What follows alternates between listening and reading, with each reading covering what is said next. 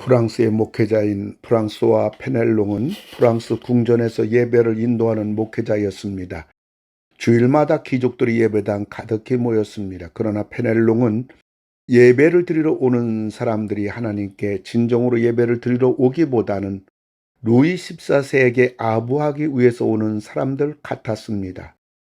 그래서 그는 교회에 나오는 사람들에게 다음과 같은 편지를 보냈습니다. 이번 주일에 루이 14세 전하가 예배에 참석하지 못합니다. 드디어 주일이 되어 루이 14세가 예배 드리려고 교회에 오자 예배당이 텅 빈 것입니다. 당황해하는 루이 14세에게 페넬롱 목회자는 말했습니다. 폐하께서 오늘 예배에 오지 않는다는 편지를 돌렸습니다.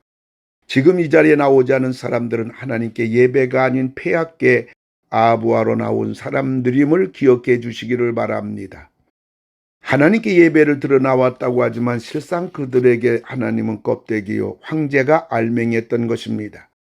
오늘 저는 본문의 말씀을 가지고 두 가정의 행불행을 예의주시하라는 제목으로 사무엘하 6장 1절부터 11절의 말씀을 가지고 전하고자 하는 것입니다. 첫째는 짐이냐 창조주 하나님이냐. 천하의 망나니 엘리 대지사장의 두 아들 홈니와 비나스로 말미암아 하나님의 복궤가 블레셋이란 나라에 빼앗겼던 겁니다. 그러자 하나님은 블레셋을 초토화시켰습니다. 그러자 블레셋은 살기 위하여 하나님의 복궤를 다시 이스라엘 진영에 넘기게 됩니다. 그래서 그 복궤가 당시 제사장이었던 아비나답 가장으로 가게 된 겁니다.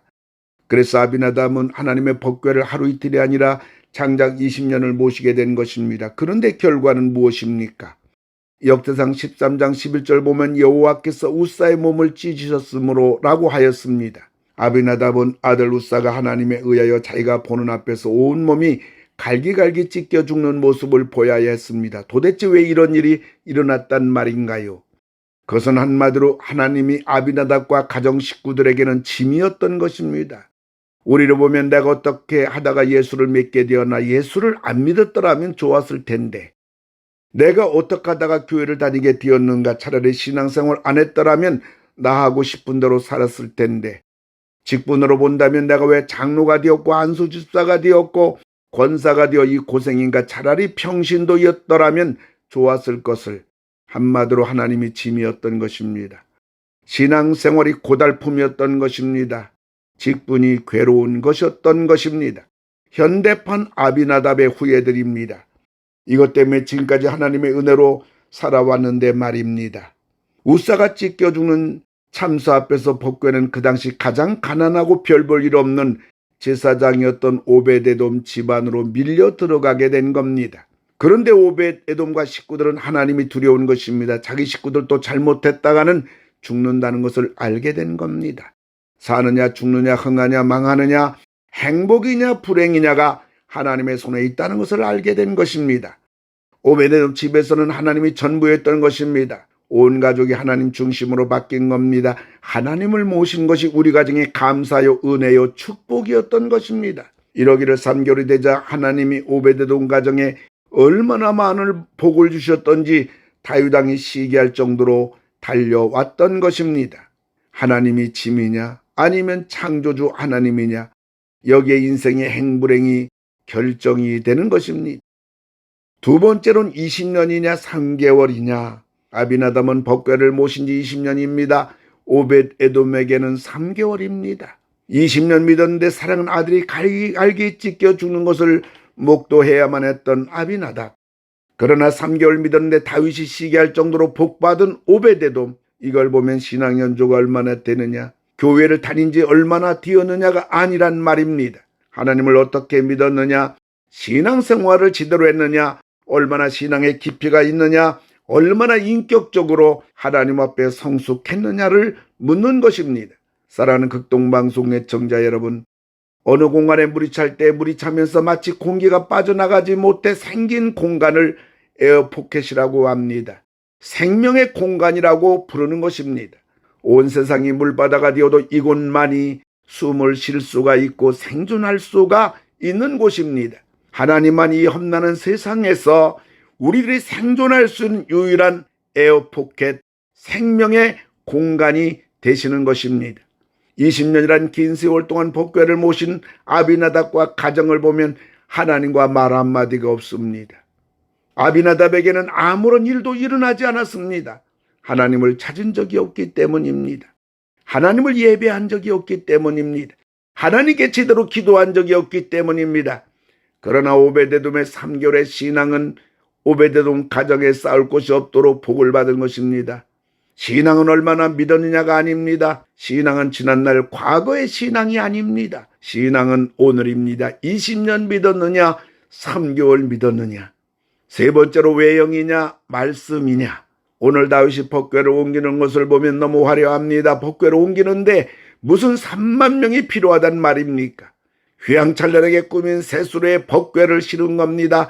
그리고 다윗은 악기를 총동원한 겁니다. 근데 오늘 아비나답 가정에 참사는 이 현장 한복판 행사 한중간에 일어났던 것입니다. 그것은 법궤를 이동할 때 반드시 레위지파 고아 자손들이 어깨를 메고 옮기게 되었는데 오늘 다윗은 하나님 말씀을 제쳐놓고 수레에 싣고 옮기다가 이런 사고가 일어난 것입니다. 아비나답도 마찬가지입니다. 다윗 왕이 온다고 하니까 지난날 20년 동안 신앙이 좋은 척, 하나님을 잘 믿은 척, 법궤를 잘 모신 척, 그래서 두 아들을 앞세워 아요는 수레 앞에 굿비를 잡게 하고 우사는 뒤에서 포진하게 한 것입니다. 아비나답이나 다윗이나 하나님과 하나님 말씀은 뒷전이 오로지 자기들의 영광 그리고 자기들을 생색내느라 자기들의 생각과 사람들 눈에 보이는 외형이 전부였던 것입니다. 사랑하는 극동방송 애청자 여러분, 우리의 신앙생활 하루 하더라도 하나님 말씀대로 해야 합니다. 여러분들이 하나님에 대하여 하나님 말씀에 대하여 별의별 생각이 들 수가 있을 것입니다. 그러나 우리들이 알 것은 하나님이나 하나님 말씀은 세상이 어떻게 된다고 할지라도 사람들이 무엇이라 한다고 할지라도 영원한 것입니다. 변치 않은 것입니다. 반석인 것입니다. 그러므로 하나님과 하나님의 말씀은 절대로 건드려서는 안 되는 것입니다. 하나님과 하나님 말씀에 불순종하며 화려한 외형과 신앙의 옷을 입혔지만 아비나답은 무신론자요, 다윗은 인본주의자요, 오베데돔만이 하나님의 사람이요 말씀의 사람이었던 것입니다. 하나님은 짐인가 아니면 창조주 하나님이신가? 20년인가 아니면 3개월인가? 외형인가 아니면 말씀인가?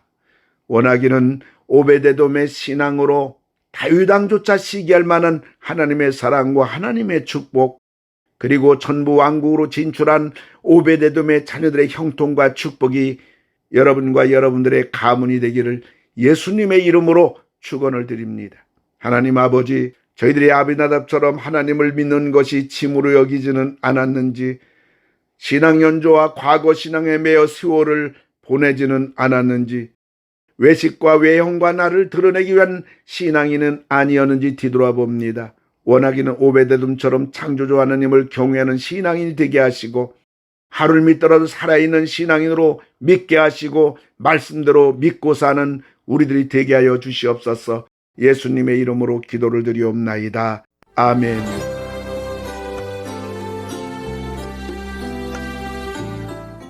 내가 매일 기쁘게 지금까지 부천 상동 21세기 교회 박병화 목사님께서 말씀 전하셨습니다.